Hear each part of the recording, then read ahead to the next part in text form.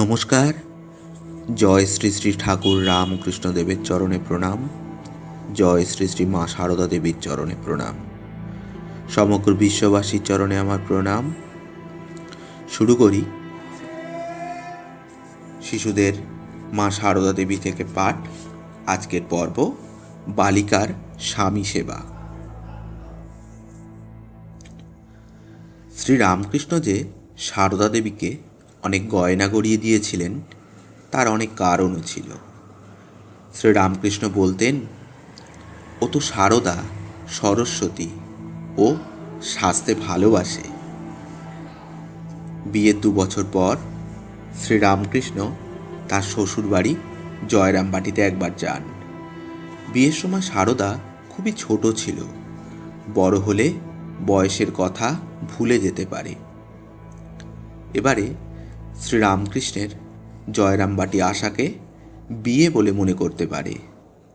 শ্রীরামকৃষ্ণ তাই তাকে একসময় বলেছিলেন, তোমাকে যদি কেউ জিজ্ঞেস করে ক বছর বিয়ে হয়েছে, তাহলে 5 বছর বলো, 7 বছর বলো না। এই সময় শ্রীরামকৃষ্ণের ভাগ্নের হৃদয় কোথা থেকে একরাশ পদ্মফুল জোগাড় করে এনে সারদার পায়ে অঞ্জলি দিয়েছিলেন। সারদাকে কেউ শিখিয়ে দেয়নি, তবু শ্রীরামকৃষ্ণ আসার পর সে জল দিয়ে তার পা ধুয়ে দিলেন, পাখা দিয়ে তাকে হাওয়া করেছিলেন। ছোট মেয়ের এই স্বামী সেবার বহর দেখে বড়রা তো সব হেসেই খুন। সেবার শ্রীরামকৃষ্ণের সঙ্গে সারদা কামারপুকুর আসে।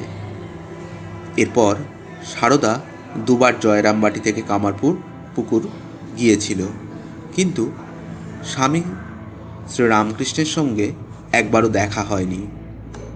শ্রীরামকৃষ্ণ তখন ভগবানকে নানা রূপে দেখবার জন্য সব ভুলে দক্ষিণেশ্বরের কালী মন্দিরে নানা ধরনের সাধনায় ডুবেছিলেন। হিন্দুদের বৈষ্ণব মতে, শাক্ত মতে যত রকমের সাধনা আছে সব করেছিলেন। সন্ন্যাসী হয়ে অদ্বৈত মতে সাধনাও করেছিলেন, এমনকি মুসলমান মতে সাধনাও করেছিলেন। ভৈরবী ব্রাহ্মণী, তোতাপুরী, গোবিন্দ প্রভৃতি গুরুগণ এসে তাকে এইসব সাধনা করিয়েছিলেন। সব সাধনাতেই তিনি একই ভগবানকে বিভিন্ন রূপে দেখেছিলেন। নমস্কার।